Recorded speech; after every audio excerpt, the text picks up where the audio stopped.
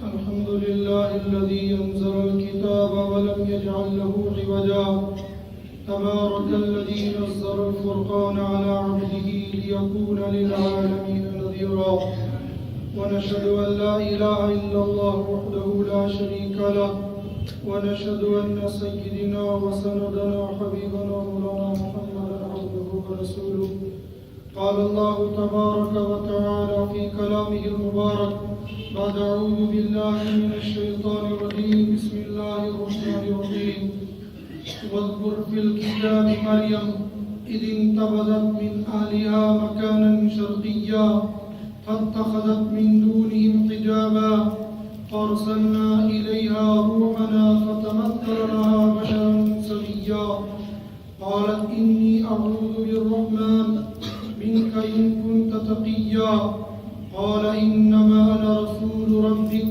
لأهب لك غلاما زكيا قالت أنى يكون لي غلام ولم يمسسني بشر ولم نك بغيا قال كذلك قال ربك هو علي هين ولنجعله آية للناس ورحمة منا وكان أمرا مقضيا فحملته فانتبذت به مكانا قصيا فأجاءها المخاض إلى جذع النخلة قالت يا ليتني مت قبل هذا وكنت نسيا منسيا فناداها من تحتها ألا تحزني قد جعل ربك تحتك سريا وهزي إليك بجذع النخلة تساقط عليك رطبا جنيا صدق الله العظيم وصدق رسوله النبي الكريم ونحن على ذلك لمن الشاهدين والشاكرين برحمتك يا أرحم الراحمين يا رب صل وسلم دائما أبدا على حبيبك خير الخلق كلهم يا رب صل وسلم دائما أبدا على حبيبك خير الخلق كلهم يا رب صل وسلم دائما أبدا على حبيبك خير الخلق كلهم بھائیوں بزرگوں دوستوں میرے ہم سفر نوجوان ساتھیوں ہمیں حضرت عیسیٰ علیہ السلام اور ان کی والدہ حضرت مریم رضی اللہ تعالی عنہ کی سیرت تجربہ وہاں تک سنی جہاں تک کہ ابھی تک حضرت عیسیٰ علیہ السلام دنیا کے اندر تشریف نہیں لائی تھی ابھی حضرت عیسیٰ علیہ السلام کا دنیا میں آنا باقی تھا بلکہ ابھی تو حضرت مریم رضی اللہ تعالی عنہ کو یہ وہم و گمان بھی نہیں تھا کہ مجھ سے بچہ ہونے والا ہے اور وہ بچہ آئندہ چل کر ایسا ہوگا لیکن بذریعہ الہام حضرت جبریل علیہ السلام نے حضرت مریم کو یہ سب بتا دیا تھا کہ ایسے بچہ ہونے والا ہے اور اس کی صفات اور اس کی عادات اس طرح کی ہوں گی. یہ کون سا زمانہ تھا؟ مفسرین اور مورخین نے اس کی کوئی صحیح تعین نہیں بتائی ہے کہ زمانہ کون سا تھا، لیکن بہرحال نصوص سے اور نصوص کے اشاروں سے یہ معلوم ہوتا ہے کہ یہ قریب الولادت کا زمانہ تھا. جب حضرت مریم رضی اللہ تعالی عنہ سن بلوغت کو پہنچ گئی تھی تو تب حضرت جبریل علیہ السلام نے یہ بشارتیں آ کر ان کو سنا دی تھی. حضرت مریم رضی اللہ تعالی عنہ نے یہ ساری بشارتیں سن لی تھی. پھر جب وہ وقت قریب آ گیا کہ جب حضرت عیسیٰ علیہ السلام کو اس دنیا میں تشریف لانا تھا تو اس وقت کے واقعات اور حالات کو اللہ سبحانہ و تعالیٰ نے سورہ مریم کے اندر ذکر کیا ہے. آج تک ہم نے جو کچھ سنا تھا وہ سورہ آل عمران کے حوالے سے سنا تھا، لیکن ولادت باسعادت کا واقعہ اللہ سبحانہ و تعالیٰ نے قرآن پاک کے 16ویں پارے اور سورہ مریم کے اندر تفصیل کے ساتھ ذکر کیا ہے. جب ولادت کا زمانہ قریب آ گیا اللہ سبحانہ و تعالیٰ نے حضرت نبی کریم صلی اللہ علیہ وآلہ وسلم پر جو قرآن اتارا اس قرآن کے اندر سورت کا مستقل طور پر نام رکھا سورہ مریم، اور سورہ مریم کے پہلے رکوع میں سب سے پہلے اللہ پاک نے مجھے آپ کو دنیا میں بسنے والے انسانوں کو یہ بتایا وَاذْكُرْ فِي الْكِتَابِ، کتاب کے اندر تذکرہ سن لیجیے اور پڑھ لیے کس کا؟ مریم کا۔ کتاب سے مراد یہ قرآن جو میرے اور آپ کے سامنے ہے۔ اس قرآن کے اندر جو کچھ آیا ذَلِكَ الْكِتَابُ لَا رَيْبَ فِيهِ، اس کتاب کے اندر جو کچھ آ رہا ہے لا ریب ہے، اس کے اندر کوئی شک نہیں ہے۔ لہذا اللہ پاک نے فرمایا یہ تذکرہ جو کیا جا رہا ہے، یہ جو واقعہ بیان کیا جا رہا ہے، اس واقعے کو ہم وحی مطلوب کے اندر ذکر کر رہے ہیں، اور وحی مطلوب مراد یہ قرآن، اور قرآن نے صاحب کا وَاذْكُرْ فِي الْكِتَابِ مریم، آپ تذکرہ کیجئے مریم کا کتاب میں، کتاب بھی قرآن۔ اب جو کچھ قرآن ہمیں حضرت عیسیٰ علیہ السلام کے بارے میں بتائے گا وہ ہماری عقل قبول کرے یا نہ کرے، وہ سچ ہے، وہ حق ہے، اس لیے کہ ہمارا ایمان ہے اس قرآن کے اوپر۔ یہ قرآن جو کچھ بتا رہا ہے ہمارا مین و عن اس کے اوپر ایمان ہے۔ اگر کوئی آدمی اس قرآن کے ایک لفظ کے بارے میں شک ظاہر کرے، دائرہ اسلام سے باہر ہو جائے گا، شک ظاہر کرے، پھر جو کچھ اس کے خلاف بولے گا تو وہ ایمان کے اندر رہے گا کہاں سے؟ اس لیے اللہ پاک نے بہت سارے لوگوں کے اعتراضات کا جواب ان اعتراضات کے آنے سے پہلے ہی بتا دیا ہے۔ جو اعتراض آج کل عیسائیوں نے کرنے تھے، جو اعتراض آج کل مرزائیوں نے کرنے تھے، جو اعتراض آج کل دہریوں نے کرنے تھے، جو اعتراض آج کل مجوسیوں نے کرنے تھے، ان سارے اعتراضوں کا جواب اللہ پاک نے قرآن کریم کے اندر آج سے 1450 سال پہلے بتا دیا، اور مسلمان کو یہ بتا دیا یہ جو تذکرہ ہم کر رہی ہے کتاب، اور کتاب لا ریب فیہ، اس کے اندر شک نہیں، اس لیے کہ کبھی کبھی مسلمان قرآن کے نام پر بہک جاتا ہے اور قرآن کے نام پر بھٹک جاتا ہے۔ جب کسی آدمی کے سامنے کتاب پیش کی جائے گی اور اس کتاب کا نام ہوگا تفسیر قرآن، یہ قرآن پاک کی تفسیر، اب تفسیر بیان کرنے والا آیا یہ مسلمان یا یہودی، آیا یہ مسلمان ہے یا عیسائی، آیا یہ مسلمان ہے یا مرزائی؟ مسلمان تو یہ بعد میں دیکھے گا، پہلے دیکھے گا یہ قرآن کی تفسیر ہے۔ اب اس قرآن کی تفسیر کے اندر مسٹر محمد علی لاہوری لعنت اللہ علیہ جیسا بدبخت انسان یہ لکھ دے اور یہ کہہ دے کہ حضرت عیسیٰ علیہ السلام سری نگر شہر میں آئے، محلہ خانیان میں ان کا انتقال ہو گیا اور وہاں پر اس کی قبر بنائی گئی، ان کی زیارت بنائی گئی۔ اب مسلمان اس بات پر غور نہیں کرے گا۔ مسلمان تو آج کا بھولا بھٹکا مسلمان قرآن کو دیکھتا ہے، قرآن کی تفسیر ہے، قرآن کا ترجمہ ہے، لہذا مجھے اس پر اعتبار کرنا ہے۔ اگر مسلمان کو کوئی آدمی بت پرستی کی طرف بلائے گا مسلمان نہیں جائے گا۔ اگر مسلمان کو کوئی آدمی شراب نوشی کی طرف بلائے گا تو مسلمان سوچ سمجھ کی طرف اس طرف دھیان بھی کرے گا۔ لیکن اگر یہ شراب اس کو جام کی صورت میں پلایا جائے، یہ شراب اس کو شربت کی صورت میں پلائی جائے تو مسلمان اس کو خوشی کے طور پر پی لے گا۔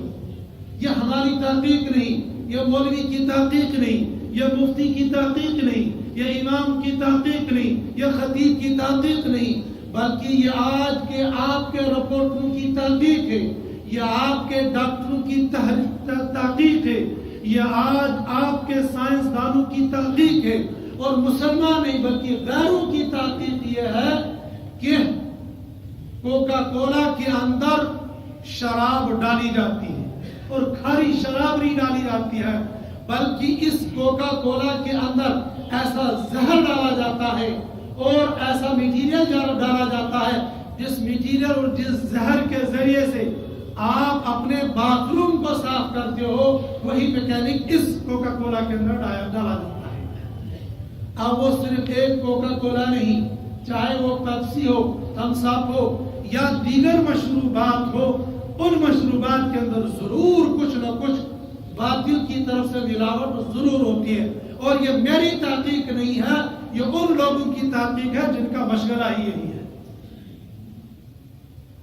لیکن مسلمان تو دیکھتا ہے نا شربت، یہ تو مشروب ہے، اتنی اچھی، یہ تو ہاضمش بہترین، کھانا کھانے کے بعد کوکا کولا پینا، یہ تو مسلمان ایسا فرض اور سنت سمجھتا ہے جیسا کھانے کے بعد میٹھی چیز کو کھانا سنت سمجھتا ہے، ایسا ہی آج کا مسلمان کھانا کھانے کے بعد ان ٹھنڈی مشروبات کو پینا سنت سمجھتا ہے۔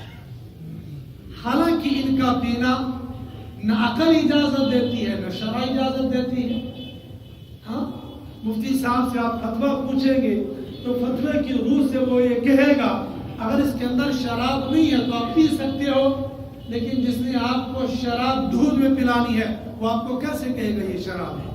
اگر سیدھے سیدھے آپ کے سامنے شراب کا پیالہ لایا جائے گا اور آپ کو یہ بتایا جائے گا کہ اس کے اندر شراب ہے، میں مسلمان پکے نمازی کی بات نہیں، میں حاجی اور دیندار کی بات نہیں، مولوی اور امام کی بات نہیں، بلکہ ایک پھٹی سے مسلمان کی جو جمعہ کی 8 کی یا 60 کی یا 360 کی کبھی پڑھتا ہوگا، اور اس کو بھی یہ کہا جائے گا یہ جامی شراب ہے، اس کو آپ نوش فرما لیجئے، تو اس کو تو بعد میں دیکھے گا، پہلے اس کے دانت توڑے گا۔ بس تو مسلمان ہو گیا۔ مسلمان کو تحقیق کرنے کی قطعاً ضرورت نہیں ہے، مسلمان کو یہ پوچھنا ہی ہے یہ مشروبات کہاں سے آئی، مسلمان نے یہ پوچھنا ہی گوارا نہیں کیا یہ کھانا بنا کیسے ہے۔ یہ جتنے ہوٹلوں میں اور جتنے حالوں کے اندر آپ کھانا کھا رہے ہیں، کھانا کھلا رہے ہیں، کیا آپ نے کبھی اس کی تحقیق کی؟ یہ جن برتنوں کے اندر کھانا بن رہا ہے، آیا یہ برتن صاف بھی ہے یا نہیں ہے؟ آیا یہ برتن اس اعتبار سے دھوئے بھی گئے ہیں جس اعتبار سے شریعت نے ان کے دھونے کا حکم دیا تھا؟ آیا ان برتنوں کے اندر صرف حلال بنتا ہے یا کہیں کہیں میں حرام بھی تو نہیں بنتا ہے؟ کہیں اس میں حلال کے ساتھ جھٹکا بھی تو نہیں بنتا ہے؟ جس برتن کے اندر حرام گوشت، حرام غذا بنائی گئی ہو، جس برتن کے اندر جھٹکا بنایا گیا ہو، جب تک آپ اس برتن کو ایسے صاف نہیں کرو گے جس طریقے سے کتے کے جھوٹے والے برتن کو پاک اور صاف کرنا ہے، تب تک آپ اس برتن کے اندر کھانا پکا نہیں سکتے، اس برتن کے اندر بنے ہوئے کھانے کو کھا نہیں سکتے ہو۔ کیا آج کا مسلمان اس کی تحقیق کرتا ہے؟ دبن ناز تاج فیران نٹ پھر کے بعد اس میں کچھ ہوس تحقیق کرو بعد اس میں۔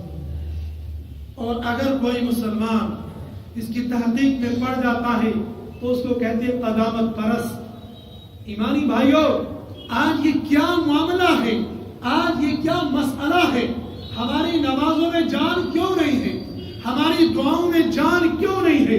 ہمارے تہجد میں طاقت کیوں نہیں ہے؟ اصحاب رسول اللہ صلی اللہ علیہ وآلہ وسلم بھی یہی 5 وقت کی نماز پڑھتے تھے، یہی تہجد پڑھتے تھے، یہی اشراق پڑھتے تھے، یہی چاشت پڑھتے تھے، ایسے ہی دعائیں کیا کرتے تھے، ایسے ہی ان کا قبلہ بھی تھا، یہی ان کا قرآن بھی تھا، یہی ان کا نبی بھی تھا، وہیں جا کر وہ حج بھی کیا کرتے تھے، وہیں جا کر وہ عمرہ بھی کیا کرتے تھے، وہیں پر وہ سعی بھی کیا کرتے تھے، اسی روزے پر وہ بھی جایا کرتے تھے، مگر وہ رب کے حضور میں ہاتھ اٹھاتے تھے، ربا میرا یہ کام بنا دے، ربا بارش اتار دے، ربا بارش کو روک دے۔ ابھی ان کی دعا مکمل بھی نہیں ہوئی ہوتی تھی، بس وہ حج ان کی پوری ہو گئی ہوتی تھی۔ لیکن آج مسلمان ادھر سے بھی پیٹ رہا، ادھر سے بھی پیٹ رہا، ادھر سے بھی تماچے، ادھر سے بھی جوتے، ہر چاروں طرف سے جوتے مسلمان کو پڑ رہے ہیں۔ کیا مسلمان اس کی کبھی غور کرتا ہے؟ کیا مسلمان کبھی اس بارے میں سوچتا بھی ہے؟ ہاں، یہ بات ٹھیک ہے، آج امت کے اندر بے نمازیوں کی ایک بڑی تعداد ہے۔ ہاں، یہ بات ٹھیک ہے، آج امت کے اندر زکوٰۃ خوروں کی ایک بڑی مقدار ہے۔ ہاں، یہ بات ٹھیک ہے، آج امت کے اندر بے روزہ داروں کی ایک بڑی تعداد ہے۔ لیکن کیا آج کے مسلمان نے، کیا آج کے حاجی نے، کیا آج کے نمازی نے، کیا آج کے روزے دار نے، کیا آج کے تہجد گزار نے، کیا آج کے 5 وقت نماز نے کبھی یہ غور کیا میں جہاں پر دعوت کھانے کے لیے جا رہا ہوں، کیا جن برتنوں کے اندر یہ کھانا بنا ہے کیا وہ برتن پاک اور صاف بھی ہے یا نہیں ہے؟ اور جو صاحب مجھے دعوت کر رہے ہیں کیا اس کے پاس سود کا پیسہ تو نہیں ہے؟ کیا اس کے پاس رشوت کا پیسہ تو نہیں ہے؟ کیا اس کے پاس چوری کا پیسہ تو نہیں ہے؟ کیا اس کے پاس ڈکیتی کا پیسہ تو نہیں ہے؟ کیا اس کے پاس رہزنی کا پیسہ تو نہیں ہے؟ آج مسلمان ان تمام خرافات کے اندر مبتلا ہے. آج مسلمان رشوت کھانے میں سب سے آگے، آج مسلمان رہزنی کرنے میں سب سے آگے، آج مسلمان ڈاکہ ڈالنے میں سب سے آگے، آج مسلمان سود کھانے میں سب سے آگے. پھر مسلمان یہ کہے کہ میری دعا قبول کیوں نہیں ہوتی؟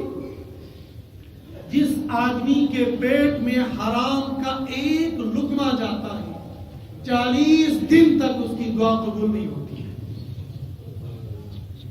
حجاج بن یوسف کے بارے میں مشہور واقعہ ہے. اس کے زمانے کے اندر اللہ والوں کی ایک بڑی تعداد تھی، ایک جماعت تھی، وہ ایک ہی جگہ رہا کرتے تھے. وہ جو دعا کرتے تھے اللہ کی وہ قبول ہوتی تھی. حجاج بن یوسف جب اس شہر اور اس علاقے کا گورنر بنا تو سب سے پہلے ان لوگوں کی دعوت کی. جب وہ لوگ دعوت کھا چکے تو ان سے کہا جاؤ اب 40 دن کے لیے میں تم سے آزاد ہو گیا. ان لوگوں نے کہا کیوں، کیا بات، کیسے؟ کہا یہ جو میں نے کھانا پکایا تھا یہ سارا کا سارا کھانا حرام کا تھا، اور میرے نبی نے فرمایا ہے جس کے پیٹ میں حرام کا ایک لقمہ جائے گا 40 دن تک اس کی دعا قبول نہیں ہوتی. جاؤ تمہاری دعا 40 دن تک قبول نہیں ہوگی، میں جو مرضی وہ کر دوں. یہ ضروری ہے، یہ لازم ہے. دعوت اور تبلیغ میں نکل کر یہ بات بتائی جاتی ہے، یہ بات سمجھائی جاتی ہے کھانا کھانے سے پہلے کھانے کی تحقیق کر لو. لیکن کیا ہم لوگ کر لیتے ہیں؟ یہ صرف تبلیغ کی بات نہیں ہے، مسلمان کی بات ہے. یہ خالص واعظ و نصیحت کی بات نہیں. یہ مسلمان کو گھر میں جو کھانا پکا رہا ہے یہ بیوی کی ذمہ داری ہے. میاں جی یہ جو آپ ساتھ میں لائے ہو کہیں دفتر سے کسی سے رشوت تو نہیں لائے ہو؟ عورتیں اگر سن رہی ہیں اور تو نے بھی اپنا کمال کر کے دکھایا ہے، عورت کی شادی ہو گئی، ایک زمانے تک اس نے اپنے گھر میں کھانا نہیں کھایا. ایک دن اتفاق سے جب ساس کو پتہ چلا اس نے میاں کو بتایا. میاں نے تحقیق کی. تحقیق کرنے کے بعد اہلیہ محترمہ نے بتایا کہ جب میرا رشتہ طے ہو گیا تب مجھے معلوم نہیں تھا. بعد میں جب مجھے معلوم ہو گیا تم تحصیلدار ہو اور تحصیلدار ہونے کے ساتھ ساتھ رشوت دار بھی ہو، تب تک فائل آگے نکالتے نہیں ہو، تب تک کسی کی نقل نہیں دیتے ہو جب تک نہ کچھ حرام کے لقمے تمہارے ٹیبل پر آ جائے، جب تک پاخانے کا تھوڑا سا ٹھیلا تمہارے ٹیبل پر آ جائے تب تک تم اس انسان کا حق جو تمہارے ٹیبل پر آیا ہوا تھا، جب تک تم پاخانہ نہیں لیتے ہو، جب تک تم نجاست نہیں لیتے ہو، تب تک اس انسان کی اس فائل کو آگے کرتے نہیں. اور میرے ماں باپ نے مجھے یہ تعلیم دی ہے میرے پیٹ کے اندر حرام کا لقمہ نہیں جانا چاہیے. روزانہ میرے گھر سے میرے لیے چٹنی اور سبزی چٹنی اور روٹی آ جاتی ہے، میں اسی سے گزارا کرتی. آج تک جب سے شادی کی آج تک تیرے گھر کا ایک لقمہ میں نے نہیں کھایا. یہ عورتوں کا حال تھا تو مردوں کا کیا حال ہوگا؟ آج تو ماشاءاللہ سے عورتیں کہتی ہیں. ایک صاحب نے بتایا سچن تمس گھروالی سچ تمس خاطر وزیر اعظم دبنجاز گھر میں تب تک نہیں آنا ہے جب تک کم سے کم پھول ویسی آسن میں ضرور نہ ہو. جب تک انڈا بھی ہاتھ نہیں ہوگا تب تک گھر میں گھسنا نہیں ہے. اور وہ انڈا کیسا؟ دکان سے خرید کر نہیں، وہ جو باتھ روم میں سے اس نے نکال کر میڈم کے ٹیبل پر رکھنا ہے. رشوت کا 1 روپیہ ہو یا باتھ روم کا ایک نجاست کی ایک بوند ہو یا 2 بوندیں ہوں وہ برابر ہے. تو مسلمان تو سب کچھ یہ کر رہا ہے، پھر یہ کہتا ہے ناز دعائی شب قبول کر سکتا. وہ کہاں سے دعا قبول ہوگی جب سب کچھ میرا حرام کا، کھانا حرام کا، پینا حرام کا، پہننا حرام کا، گھر حرام کا کوٹھی بنا لے گا دبن نہال صرف 2 بری گئے سروس کر 10 سال ہو گئے سروس کرتے کرتے ماشاءاللہ سے یہ کوٹھی بنا لی اس نے. اور میرے بیٹے ہو گئے 40 سال ابھی تک یہ مکان نہیں بنا پایا. اب تجھے کیا معلوم ہے تیرا بیٹا 40 سال سے رزق حلال پر قناعت کرتا ہوا آیا اور ان 10 سال میں اس نے کوٹھی بنا لی. تجھے کیا معلوم یہ پیسہ کہاں سے آیا؟ ممکن ہے حلال کے پیسے سے بھی بن سکتی ہے, حرام کے پیسے سے بن سکتی ہے, لیکن عمومی طبقے میں آج جو ہمارا معاشرہ ہے اور ہمارے معاشرے کے اندر جو خرابی ہے, غیر کریں تو ہمیں دکھ نہیں ہوتا. یہ مسلمان رہزنی کرتا ہے. مسلمان جو گاڑی روک کر نہ جب تک نہ چائے پانی دو گے تب تک آگے بڑھ نہیں سکتے ہو. یہ کیا ہے؟ یہ چوری نہیں ہے, یہ رہزنی ہے. کاغذات مکمل ہونے کے باوجود بھی کچھ نہ کچھ نقص نکال کر نہ چائے ایسے صحابہ سے کرنا کون گیا, یہ کون کرتا ہے؟ یہ سب مسلمان کر رہے ہیں. مسلمان اسٹیٹ, مسلمان سب, پھر بھی یہ چور بازی, پھر بھی یہ ڈکیتی, پھر بھی یہ رہزنی. پھر کیا ہم سمجھتے ہیں ہمارے اوپر اللہ پاک پھول برسائیں گے یا پتھر برسائیں گے؟ اعمال تو ہمارے وہ ہیں جو پتھر برسنے کے مستحق ہیں, لیکن پھر بھی اللہ ہمارے اوپر رحم کرتا ہے, اللہ ہمارے اوپر کرم کر رہا ہے. اللہ کی مہربانی ہے. ابھی پتھر نہیں آ رہے, ابھی تو بارش آ رہی ہے. جب پتھروں والا ماحول بنے گا پھر ہم توبہ اللہ ضرور کریں گے, لیکن وہ گرگرے کا وقت آ گیا ہوگا, اب توبہ قبول نہیں ہوگی. آج مسلمان کو ہر بات پر یقین آ گیا, لیکن اللہ کے قرآن پر یقین نہیں آیا. اس لیے اللہ پاک نے فرما دیا کہ مسلمانوں میں ایسے نہیں بلکہ بعض دجال آ جائیں گے اور یہ کم علم والے یا کم اعتقاد والے یا کم عمل والے, جب ان کے سامنے قرآن کے نام پر کوئی بات پیش کی جائے گی وہ اس نے خوبی قبول کر لیں گے. جب دجال آئے گا اور دجال کی شکل میں مسٹر محمد علی لاہوری جیسا بدبخت انسان دنیا میں آئے گا اور قرآن کے نام پر تفسیر لکھے گا, اور حضرت تھانوی رحمۃ اللہ علیہ رحمۃ واسعہ کی بیان القرآن کے نام پر اپنی دجالی تفسیر کو لکھ کر امت کے سامنے پیش کرے گا, امت تحقیق نہیں کرے گا, لکھے گا قرآن کی تفسیر ہے اور اس میں لکھا ہوا ہے حضرت عیسیٰ تو مر چکے ہیں, ان کی قبر تو محلہ خانیار کے اندر ہے. یہ مسلمان کا عقیدہ بھی وہی بنا ہے. اللہ پاک نے فرمایا وَذْكُرْ فِي الْكِتَابِ, اس کتاب کے اندر پڑھو کیا مریم کا قصہ. کیا ہے وہ قصہ؟ جو کچھ قصہ ہوگا وہ حق ہوگا, وہ سچ ہوگا. لہذا مسلمان کو یہ چاہیے جہاں پر وہ کھانے کی تحقیق کر رہا ہے, رہنے کی تحقیق کر رہا ہے, ڈپارٹمنٹ میں جانے کی تحقیق کر رہا ہے, جب وہ کتاب لے گا اس کتاب کی تحقیق کرنا بھی ضروری ہے. ہم کیا سمجھتے ہیں آج کا مسلمان کہتا ہے سب سے بڑا کھانے کے آداب معلوم نہیں, باتھ روم میں جانے کے آداب معلوم نہیں ہے, کسی کے گھر میں جانے کے آداب معلوم نہیں ہے. میں کہتا ہوں میں تو بڑا مفتی ہو گیا, اور یہ جو روز مرہ کے مسائل ہیں, باتھ روم میں روز مرہ مجھے جانا ہے, باتھ روم میں جانے کا طریقہ مجھے معلوم ہونا چاہیے. مجھے کسی نہ کسی کے گھر میں جانے کی حاجت پڑے گی, ضرورت پڑے گی, اس لیے کہ معاشرہ جوائنٹ معاشرہ ہے, ملا جلا معاشرہ ہے. مجھے کسی کے گھر میں جانا ہے, مجھے کسی کے گھر میں جانے کے آداب معلوم ہونے چاہیے. مجھے روز کھانا کھانا ہے, جانور بھی کھاتے ہیں, میں بھی کھاتا ہوں. اگر جانور ادھر منہ مارا, اگر میں نے بھی ادھر منہ مار لیا, فائدہ کیا ہو؟ جانوروں والی حرکتیں ہمارے سامنے آ گئی ہے. یہ غیر کی بات نہیں, اور غیر میں سے جاہل کی بات نہیں کر رہا, ان پڑھ کی بات نہیں کر رہا. پڑھا لکھا صاحب جی ہوتا ہے, صاحب جی ہوتا ہے, آپ سمجھ لینا صاحب جی ہوتا ہے. چل رہا ہے, ریڈی میں سے ایک سیب اٹھایا, کھاتا ہوا چل دیا. چل رہا ہے, ریڈی میں سے 10 مونگفلیاں کھا لی, چباتا ہوا جا رہا ہے. ریڈی میں سے 4 انگور اٹھائے, کھاتا ہوا جا رہا ہے. یہ ادھر ادھر ہاتھ مارنا, اب امانت داری سے بتاؤ یہ انسان کا کام ہے یا جانور کا کام ہے؟ چلتے چلتے ادھر ادھر منہ مارنا یہ تو جانور کا کام ہے. لگے گی تو بہت بری.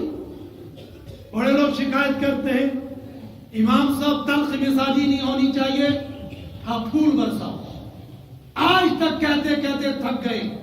سب لوگ کہتے ہوئے جانتے بھی ہیں معاشرہ ابھی سدھرا نہیں.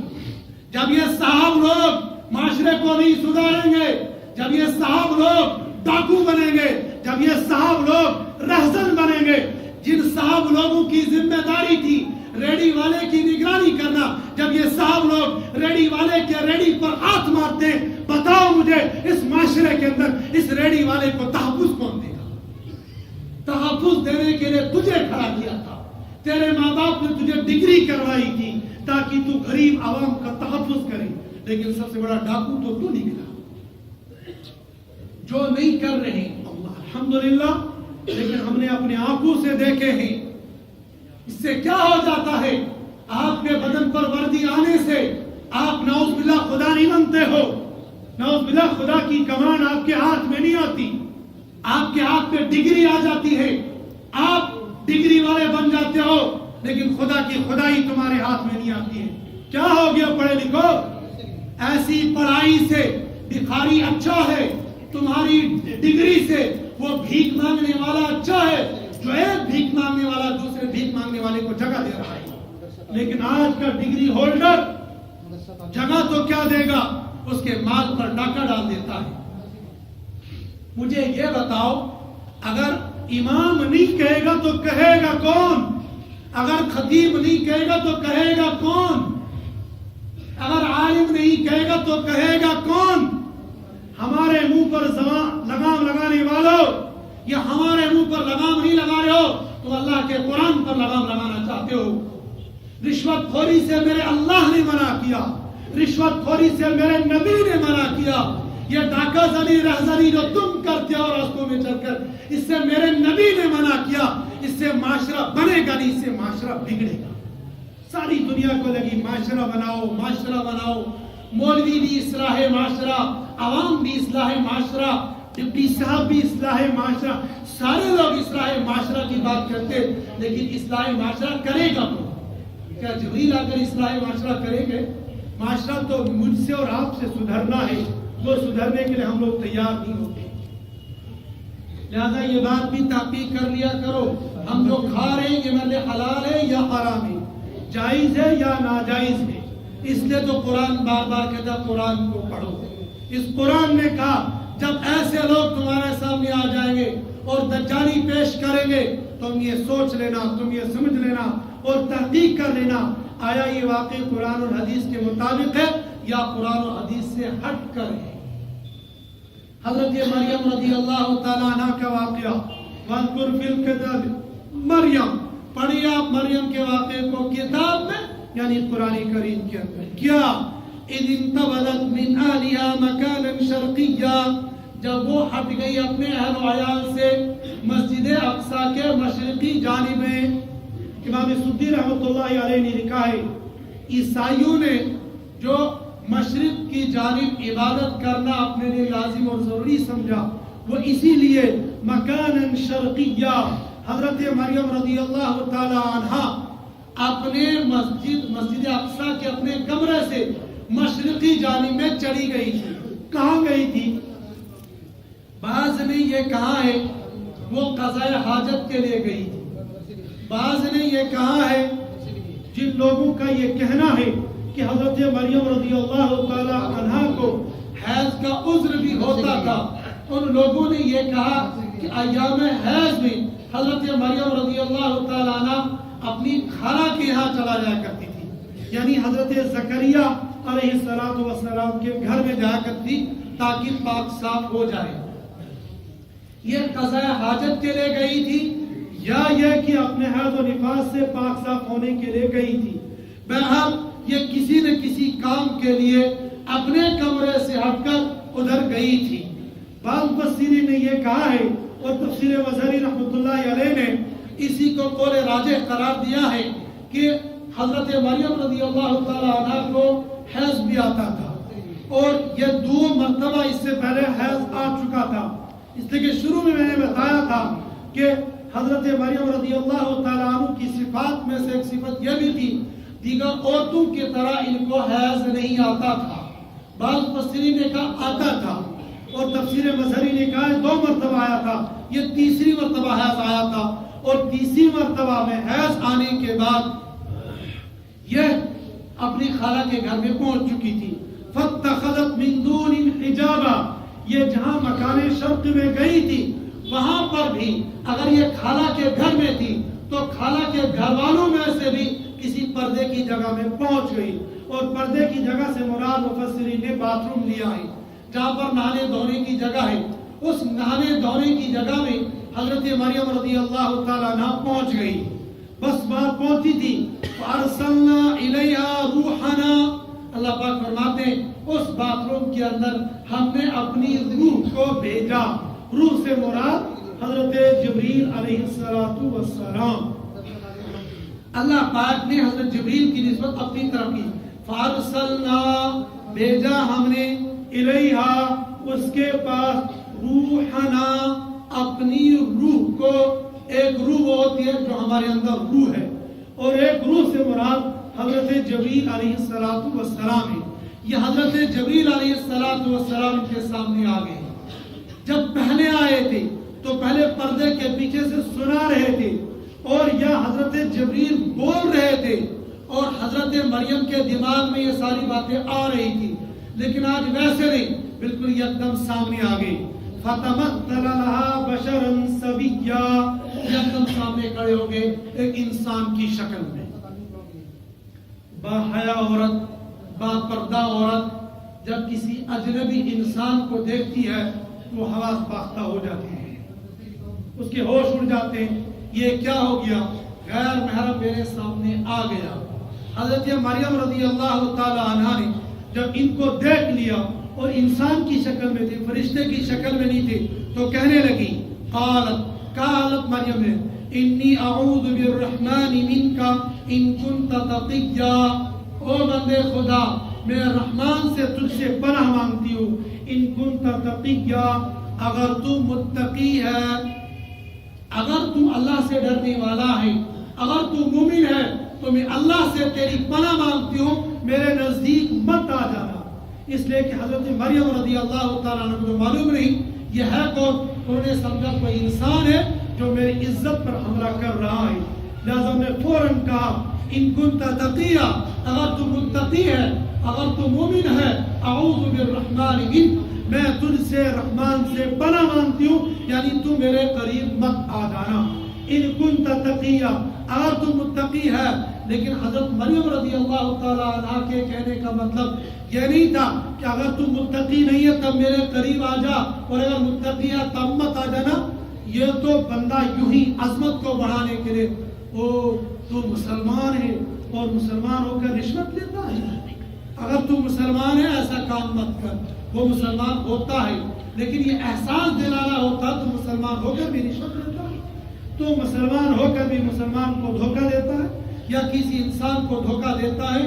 یہ حضرت مریم رضی اللہ تعالیٰ عنہ نے اس کو احساس دلانا تھا، اگر تو متقی ہے تو میرے قریب مت آ جانا. حضرت جبریل علیہ السلام نے جواب دیا، کہا انہوں نے، انما انا رسول ربک، میں تیرے رب کا رسول ہوں، میں تیرے رب کا پیغمبر ہوں. رسول کے معنی قاصد کیا آتے ہیں، پیغمبر پیغام پہنچانے والا. ہم تو کہتے ہیں حضرت رسول اکرم صلی اللہ علیہ وآلہ وسلم چونکہ رسول اور پیغمبر بھی اللہ کا پیغام لے کر آتا ہے، اس لیے رسول کو رسول کہتے ہیں. حضرت جبریل بھی اللہ کی طرف سے پیغام لے کر آئے تھے، اس لیے انہوں نے کہا، انما انا رسول ربک، میں تیرے رب کا پیغمبر ہوں، میں تیرے رب کا قاصد ہوں. کیوں آیا ہوں؟ لِأَهْبَ لَكِ غُلَامًا زَكِيًّا، ڈر مت، میں نعوذ باللہ تیرے بدن کے ساتھ کوئی زیادتی نہیں کروں گا، میرا کام تو دوسرا ہے. کیا؟ لِأَهْبَ لَكِ غُلَامًا زَكِيًّا، میں تو تجھ کو ایک بچہ دینے کے لیے آیا ہوں. کیسا بچہ ہوگا؟ وہ زکی ہوگا، وہ صالح ہوگا، وہ نیکوکار ہوگا. زکی کہتے ہیں جو آدمی اتنا نیک ہو کہ پہلے دن اس کی نیکیاں کم تھی، اگلے دن بڑھ گئی، اور اس سے اگلے دن اور بڑھ گئی، اس سے اگلے دن اور بڑھ گئی۔ صوفیہ کرام نے اس آیت کی تفسیر میں لکھا ہے جو آدمی ایسا نہ ہو کہ پہلے دن اس کی نیکیاں کم تھی، اگلے دن بڑھ گئی، اگر پہلے دن کی اور آج کے دن کی نیکیاں اس کی برابر سرابر کیے تو وہ انسان کامیاب نہیں بلکہ وہ انسان گھاٹے میں برابر ہے، تو وہ انسان فائز نہیں، وہ کامیاب نہیں، وہ گھاٹے میں۔ اور جس انسان کی کل بھی گناہ تھے آج اس سے زیادہ گناہ ہے، وہ کہاں سے کامیاب ہو جائے گا؟ وہ تو اور ٹوٹے میں، وہ تو اور خسارے میں ہو جائے گا۔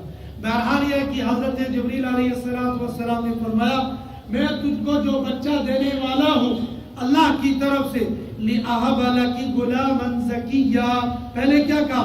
إِنَّمَا أَنَا رَسُولُ رَبِّكَ، میں تیرے رب کا پیغمبر ہوں۔ جب تیرے رب کا پیغمبر ہوں تو دوں گا بھی وہ اللہ کی طرف سے، کیا دوں گا؟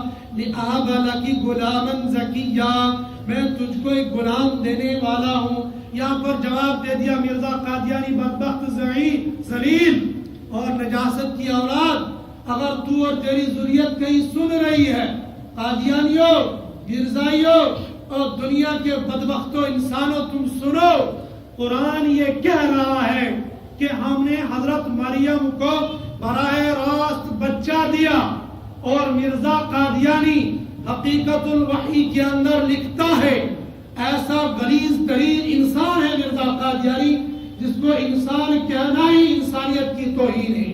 وہ بدبخت کہتا ہے حضرت مریم رضی اللہ تعالی عنہا کا نعوذ باللہ یوسف نجار کے ساتھ نکاح ہوا تھا، اور یوسف نجار کے ساتھ ہم بستری کرنے کے نتیجے میں حضرت عیسیٰ پیدا ہو گئے ہیں، اور قرآن یہ کہتا ہے انما انا رسول ربک، میں تیرے رب کا رسول اور پیغمبر ہوں۔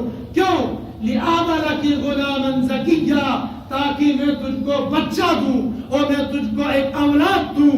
اور قادیانیوں کے ساتھ دوستی رکھنے والوں، اور قادیانیوں کے ہوٹلوں میں کھانا کھانے والوں، اور قادیانیوں کے ہوٹلوں میں رات بسر کرنے والوں، اور قادیانیوں کے ساتھ ہاتھ ملانے والوں، اور قادیانیوں کے ساتھ چائے پینے والوں، سنو سنو سنو، کان کھول کر سن لو، جیسے بدبخت یہ قادیانی ہے، جیسے ذلیل یہ قادیانی ہے، جیسے ملعون یہ قادیانی ہے، جیسے رذیل یہ قادیانی ہے، جو اس قادیانی کے عقیدے کے ساتھ اتفاق کرتے ہوئے، اس کی بات کو سچا مانتے ہوئے، اس کو مسلمان سمجھتے ہوئے پھر بھی ہاتھ ملاتا ہے، میں سے ایسے انسان کو مرزا قادیانی کے چیلے سے کم نہیں سمجھتا ہوں۔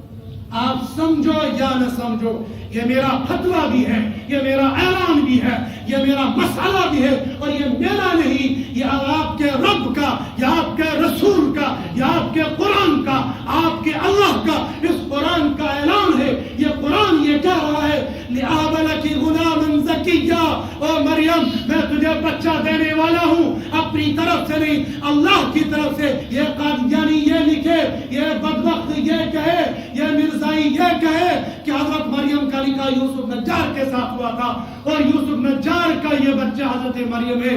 اور مسلمانوں، دل پر ہاتھ رکھو، پھر دل کے مفتی سے پوچھو، ایسے ذلیل کے ساتھ ہاتھ ملانا چاہیے یا بائیکاٹ کرنا چاہیے؟ بائیکاٹ کرنا چاہیے۔ ایسے لگ رہے ہو جیسے ابھی آپ کو جیل میں بھیجیں گے۔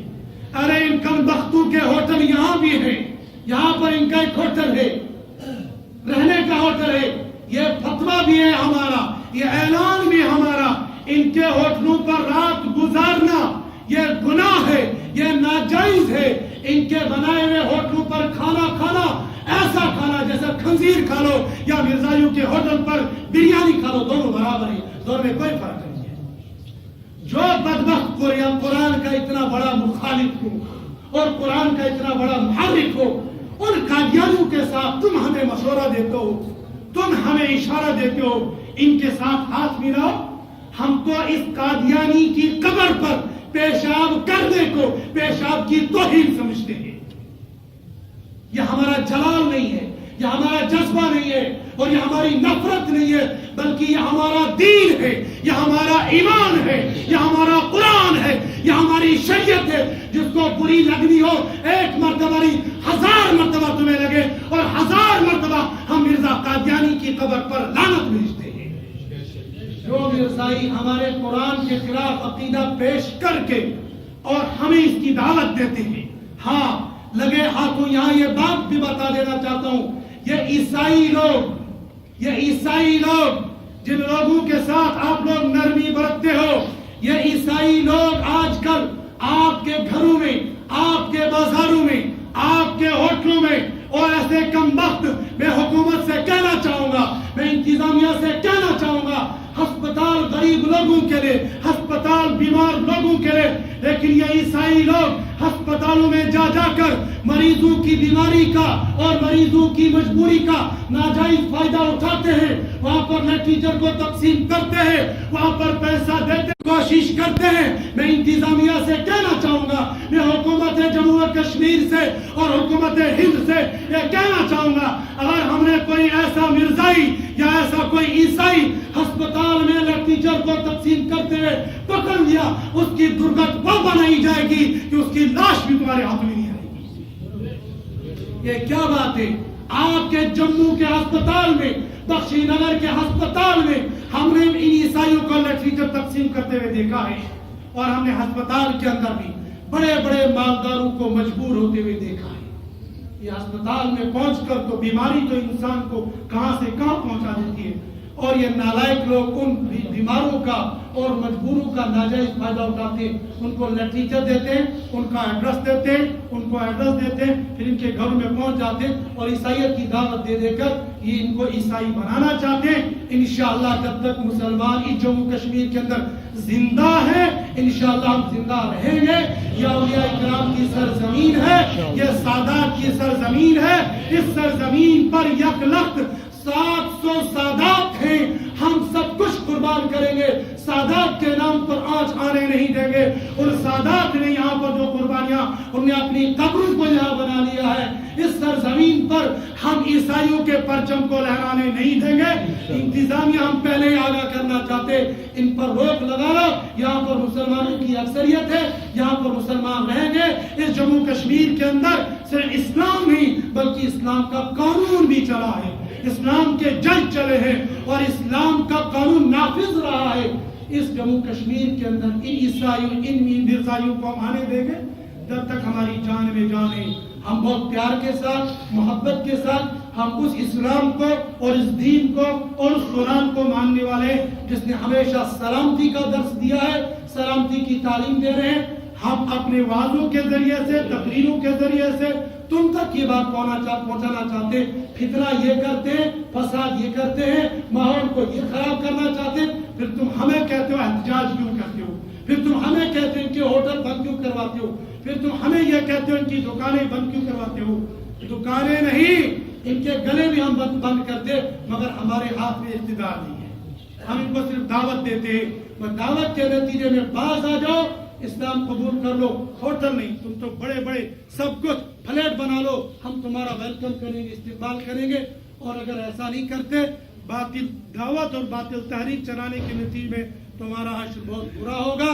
اللہ پاک مجھے اور آپ کو قرآن کو سمجھنے کی، پڑھنے کی اور اس کے مطابق زندگی گزارنے کی توفیق عطا فرمائے۔ ابھی نماز میں وقت ہے، جتنی دیر میں 2-4 اعلان ہو جائیں گے، اتنی دیر میں ہمارے ساتھی کھڑے ہو جائیں۔ جو ہم مسجد کا روزانہ چندہ کرتے ہیں 100 روپیہ کا، اس میں تھوڑی سی تیزی لائیں۔ آپ حضرات سے درخواست ہے، آپ حضرات سے گزارش ہے۔ یہ بات تو ہوتا ہے، یہ اللہ کا گھر ہے، اللہ کا گھر تو بن کے ہی رہے گا، اللہ کا گھر کے کام کو رکے گا نہیں۔ لیکن پھر ہمارے سامنے بہت سارے مسائل کھڑے ہو گئے ہیں، ان مسائل میں سے جو کچھ ہمارے پاس بچی کچی پونجی تھی وہ تقریباً ہماری ختم ہو چکی، تقریباً نہیں بلکہ ہم قرضہ لے چکے۔ اسی ہفتے ہم نے قرضہ لیا ہے اور مسجد کی تعمیر ابھی بہت باقی ہے۔ میری گزارش یہ ہے، الحمدللہ اس مجمع کے اندر بھی کچھ ایسے صاحب ثروت لوگ ہیں، مالدار لوگ ہیں جن کو اللہ نے بہت کچھ دیا ہے اور وہ دینا چاہتے ہیں۔ میری گزارش ہے آپ حضرات سے، آپ جو 100 روپے کا چندہ یاد دیتے ہیں وہ تو دے ہی رہے ہیں۔ الحمدللہ ہم نے اپنی مارکیٹ کے اندر روزانہ کے اعتبار سے، جیسے آپ لوگ کمیٹی ڈالتے ہو، ایسے ہم نے مارکیٹ کے اندر شروع کر دیا 2 دن سے کہ روزانہ کے اعتبار سے ہمارے الحمدللہ ہوٹل والے، دکاندار، ریسٹورنٹ والے جو بھی ہیں، सब रोजाना के एतबार से किसी ने 100 रुपया, किसी ने 50 रुपया, इस तरह से उन्होंने रोजाना शुरू किया। हम तो आपसे हफ्ते का 100 रुपया मांगते हैं, यहाँ महल्ले वालों से हम रोजाना का 150 रुपया ले रहे हैं। और अल्हम्दुलिल्लाह कुछ ऐसे साथी भी हैं जो 200 रुपया दे रहे हैं, जो 250 रुपया दे रहे हैं। एक अल्लाह के बंदे ने हमें ये कहा था मैं रोजाना का 1000 रुपया भी दे दूंगा। ऐसे लोग भी अल्लाह ने पैदा किए और हमारे दरगाह में मौजूद है। मेरी आपसे ये गुजारिश है, जाहिर तौर पर हमारा ये ढांचा खड़ा हो चुका है। अब चूंकि हमें खिड़कियां लगनी है, बिजली फिटिंग करवानी है और प्लास्टर करना है और खिड़कियों के साथ ईंटें लगनी है, उसमें सीमेंट लगना है, सरिये वगैरह का काम तकरीबन करीब है, मीनार का काम बाकी है। मेरी आप हजरात से गुजारिश है, अभी ये तकरीबन हतमी फैसला नहीं, हतमी में इंशाअल्लाह आपको अगले जुमे या जब भी हमारे पास इंजीनियर की तरफ से आपकी रिपोर्ट आ जाएगी तब मैं बता दूंगा। लेकिन तखमीनी के एतबार से ऊपर पर से मैंने हिसाब लगाया था, तकरीबन 1 लाख रुपए में हमारी खिड़की तैयार हो रही है। खिड़की जो 2 पिलरों के दरमियान ऊपर वाली मंजिल देख रहे, इसमें पूरी एक खिड़की फिनिशिंग करके शीशे लगा के डिजाइनिंग करके तकरीबन 1 लाख प्लस में जा रही है। अब 1 लाख प्लस में 1.25 भी हो सकता, 1.5 भी हो सकता, 1.25 जितना भी हो सकता। लेकिन अभी तो तखमीने के एतबार से मुझे इंजीनियर ने बताया था करीब लाख से ऊपर जाएगी। अगर आप हजरात बस इतनी सी थोड़ी सी कोशिश करेंगे, आप में से अल्हम्दुलिल्लाह बहुत सारे लाख नहीं कई लाख दे दिए होंगे। अब अगर 1 लाख तब एक खिड़की बना लेंगे, भाई इमाम साहब हमारी तरफ से ये खिड़की, हमारी तरफ से ये खिड़की, हमारी तरफ से ये खिड़की, एक खिड़की, उस आदमी को पता चलेगा ये खिड़की मैंने बनाई है और अपने हाथ से दी हुई चीज उसमें कुछ मजहब, हालांकि हाथ सब कुछ लग रहा है लेकिन वो होता है भाई ये कुरान मैंने मस्जिद में रखा है, बार बार आएगा किसी आदमी को उस कुरान को पढ़ते हुए देखेगा और खुश होगा कि भाई इसका सवाब मुझे मिल रहा है। अब जो खिड़की आपने लगाई होगी उस खिड़की की तरफ से जब हवा आ रही होगी आप देखेंगे इस खिड़की के पास ये अल्लाह का बंदा बैठा हुआ है, ये तो मैंने लगाई, इसमें जो रोशनी आ रही, जो हवा आ रही, वो डायरेक्ट मुझे सवाब मिल रहा है। इसके लिए मेरी गुजारिश है आप हजरात से मशवरा कर ले, अगर कोई आज ही दिखाना चाहे तो वो नमाज के बाद मुझे दिखा दे कि इतनी खिड़कियां, हमारी शायद 30 खिड़कियां लगती हैं, तो 30 अल्लाह के बंदे खड़े हो जाएंगे, लाख रुपए कोई बड़ी बात नहीं। अल्हम्दुलिल्लाह ऐसे लोग हैं जो लाख रुपए, और हम लाख रुपए 1 लाख नहीं मांगते हैं। आज अपने 5,000, 10,000, 50,000 जितना हो सके इस अदब से, लेकिन बुक करा ले कि मेरी तरफ से 1 खिड़की, 2 खिड़की, 3 खिड़की, या इसी तरफ से जो साथी है कि भाई लाइट लगाऊंगा, ये सारी रोशनी मेरे हिस्से में आनी चाहिए, मैं अपने वालिदैन की तरफ से लाइट लगवाऊंगा, अब सारा का सारा सवाब मेरे वालिदैन को जाएगा। लिहाजा मेरी तरफ से पूरी वायर मेरी तरफ से, ये तार सब मेरी तरफ से। उस तार वाले से मैंने पूछा था, वो ये बता रहा था, इस वाले का हिस्सा मैंने पूछा था, उसने बताया था लगभग इसमें 3 लाख लग जाएंगे, तो 3 लाख इसके, 3 लाख ऊपर के मान लो तो 6-7 लाख में ये सारी बिजली लग जाएगी। लेकिन कोई साथी चाहता मेरा लाख रुपया बिजली में जाए, कोई चाहता कि मेरा पूरी वायर मेरी तरफ से, दूसरा चाहता बल्ब मेरी तरफ से, कोई चाहता है बटन मेरी तरफ से। इस तरीके से चीज अगर आप दे देंगे तो सवाब तो उसमें भी और इसमें भी, लेकिन चीज देने में कुछ मजा कुछ और जैसा लगता है और पैसा देने में मजा कुछ और जैसा लगता है। लिहाजा मेरी ये गुजारिश है, 100 रुपया का हम जो दे रहे हैं वो देते ही जाएं, लेकिन ये मेरी गुजारिश है इसके लिए आप हजरात खड़े हो जाएं और नमाज के बाद मुझे बताएं जिन लोगों के दाहिया पैदा हो जाएगा, मैं खिड़की लगाना चाहूंगा और कुछ लगाना चाहूंगा, तो वो खिड़की लगाने के लिए और बिजली की